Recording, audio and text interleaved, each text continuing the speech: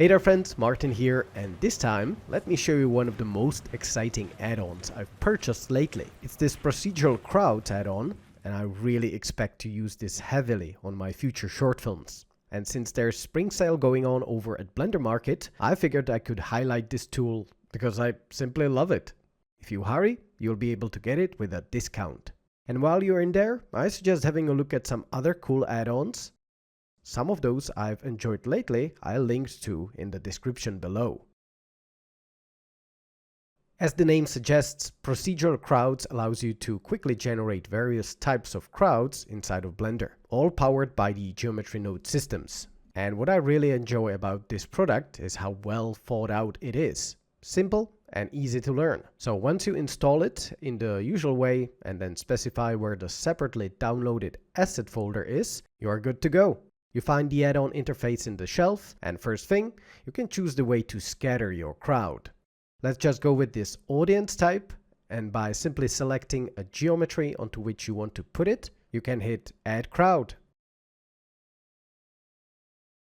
Now they're performing some sort of concert audience animation, but this can be changed, of course. And right off the bat, you can see how well optimized these characters are, moving relatively quickly even in greater numbers. In this menu here, you have all sorts of options on how to scale the crowd, make it thicker, or other quite self-explanatory settings. Next method of scattering is this circle, and before you do, you can choose from these various model packs, more on that later, and also if you want just men, women, or a mix of both. Also in here you can set animation style the crowd will perform. And this circular scattering is good, for example, if you want to make the people gather around something, let's say our good old Susan here. Next up, one of my favorite methods is this follow curve. You simply add a Bezier curve, shape it however you like, and important, you don't forget to apply the scale, otherwise your characters would then be deformed. After that, choose this walk animation option and hit Add Crowd. This is great especially if you have a locked shot and you don't see the people disappearing on the edges of the curve. Very useful for animated backgrounds.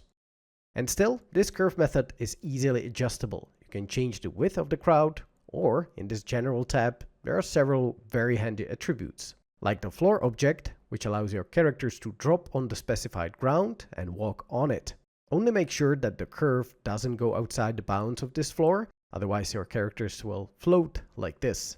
At any time, of course, you can go to the edit mode of the curve and change it real fast.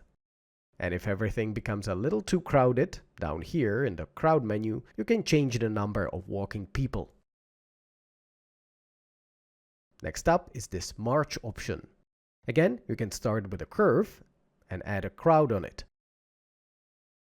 Then just set the number of rows and columns, and your marching army is good to go. You also have the option to scatter the characters on vertices, and once you do that, you can actually switch between the vertex placement and the face placement here. Alright, this random walk method is a little different, because if you add it, this time you get these little humans lying on their side. It's actually only when you hit playback that you realize that these are voids, and that they even have their little goal set here, so you can animate a target they'll be following. Something that would take me long minutes previously, while fiddling with particle settings, is now done in a matter of a few clicks. The stadium option is of course great for audiences watching a match. You just scatter the crowd on a geometry where your seats are, possibly scale the people, and then choose a point of interest for them, in this case, this ball. And by the way, at any time you can choose a new character in this menu here, set which animation it should perform, choose a specific model from the library, and then add it. You can of course add any number of new assets, so for example from this women as well, and put it in the collection which is being scattered. And now the crowd updates fast and easy.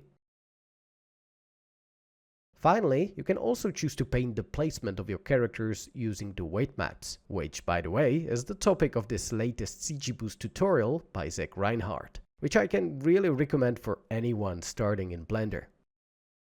But back in the Procedural Crowds, once you paint your weight map, you then just type the vertex group name here, and boom, the crowd is now limited only to those red areas.